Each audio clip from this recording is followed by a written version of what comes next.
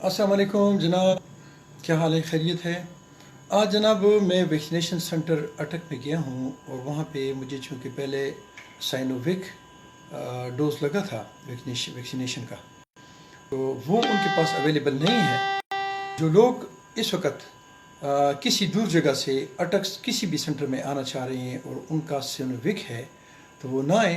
और उसकी वजह यह है कि यहाँ पे इनके पास ये वैक्सीन फ़िलहाल अवेलेबल नहीं है।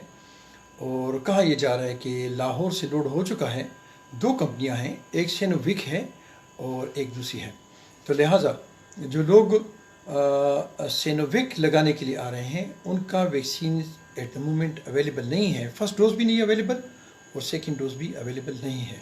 लिहाजा आप तशरीफ़ न लाएँ और अगर आप कल आना चाहते हैं तो भी आप वैक्सीनेशन सेंटर से कंफर्म करके आइएगा या आप परसों तशरीफ़ लाएँ।